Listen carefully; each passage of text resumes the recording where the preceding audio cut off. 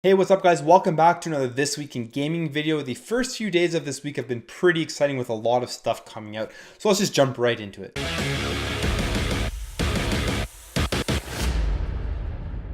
Hacker SciresM of the reswitch group has completely hacked the Nintendo Switch, and he says that it is completely compromised because it relies on the Nvidia Tegra hardware.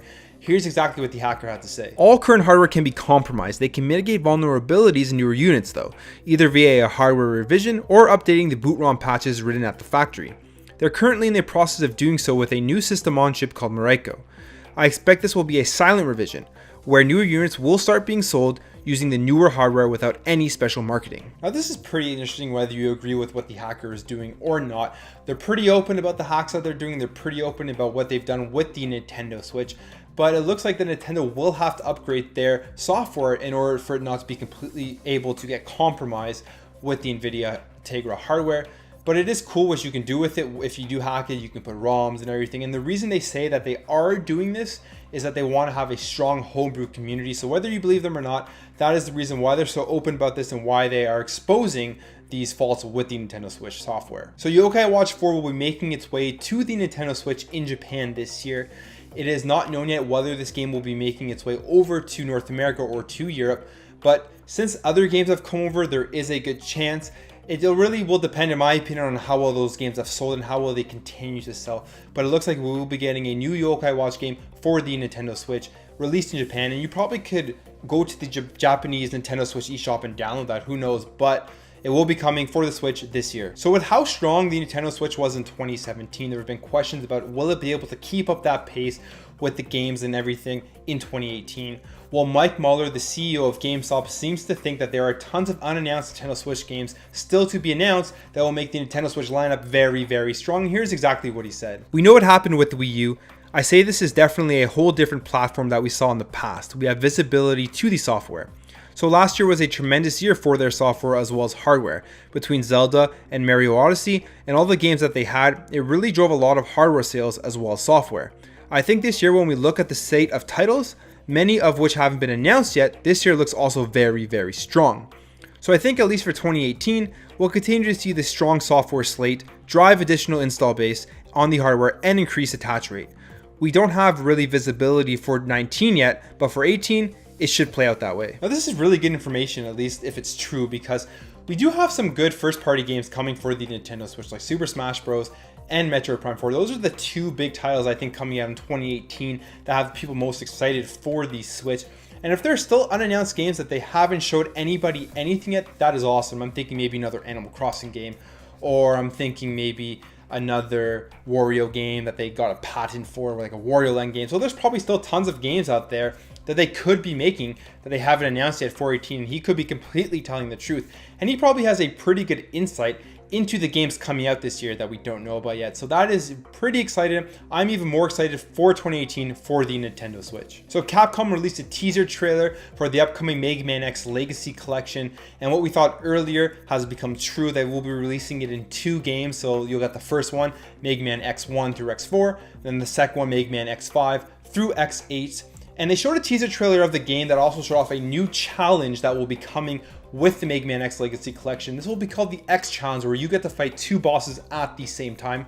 This right now is slated for release on July 26th for the PC, for the Xbox One, for the PlayStation 4, and the Nintendo Switch. And you'll be able to even just download it digitally. So I'm really excited for these games to come out. Lawbreakers was an arena shooter by Boss Key Productions, and it did not do very well. And with how popular Battle Royale games are these days, they have hopped onto that train, and they are releasing a new Battle Royale game that is currently available called Radical Heights. The game will be a unique Battle Royale game taking place in like an 80s atmosphere, like a murderous 80s atmosphere based off different 80s game shows. And the goal will be to collect cash and prizes while trying to eliminate the other players. In this game that sets it apart, everything you collect, like cash and everything in the game, you'll be able to use it in upcoming games that you play, so you won't lose it at the end of the game. And this is currently available right now on Steam in early access, and you can download that right now and try it out. I mean, personally, I'm not the biggest fan of these Battle Royale games. I don't know if it's because I just haven't given them enough time, or I haven't just really gotten into them or not. I've played Fortnite and I haven't played PUBG yet, and I understand why people love them. They are fun, but I just personally haven't really gotten into it. But this one kind of seems a little bit interesting. I may check it out. I may download it and give it a shot. If you've tried it out, if you're going to try it out, let me know in the comments below about what you think about Radical Heights. All you Fortnite fans, there will be a new item coming out that it will be available to download. We're not sure when, but probably in the next update, and it is called the Port-to-Fort grenade. And basically it's exactly how it sounds. It's a grenade, you throw it and a fort will pop up and you'll get the height advantage on your opponent. So if you're always interested in those new items coming out to Fortnite, keep an eye out for the Port-to-Fort grenade. Ghost Recon Wildlands will be releasing a new DLC pack for their 2nd year anniversary. And within the 2nd year anniversary content, you will have a new mission that includes Sam Fisher from Splinter Cell. Now this game is available free to play April 12th to 15th if you want to try it out, if you haven't tried it out yet. And on top of that free to play, you will get all of the 2nd year anniversary content for those 3 days. So make sure to check that out if you're interested in Ghost Recon Wildlands. I've tried it out before. I think it's a pretty good game and I'm definitely going to download it for this free weekend and play it. GTA 5 has officially made more money than any other form of media. It has sold over 90 million units and made over $6 billion since its initial release in 2013. And this is according to Doug Cruz, who is an industry analyst and who has this information. And he's able to look into it, compare it to other media, and come up with this stat. Now, to me, it makes complete sense. GTA 5 came out in 2013. It was an amazing game, amazingly reviewed, and tons of people bought it. And from 2013 until now, they continue to update it. There's always stuff to do. It's a massive game. There's mods, and there's just so much stuff to do in the game. So people are always continuously purchasing the game. It isn't a game that after a few months the hype dies down. It is a game you continually play for years and years and years. And also because Rockstar releases these games once every, who knows, 4 or 5, 6 years, right? So it's just such a good game with such a good content in it that continuously can be purchased. It makes complete sense that it is the most grossing form of media to date. So a few days ago, everyone got excited because the COO of Sega, Kenji Matsuraba, had said that they want to get back into the home console market, and everyone thought that they were going to be bringing out a new Sega console to Japan. Well, this isn't the case. He was basically just saying that he wants to bring those at-games Sega Genesis collection over to Japan if they can improve the emulation. Here's the exact quote that he said to clarify what he was saying earlier. "We are considering importing and selling the Sega Genesis Flashback.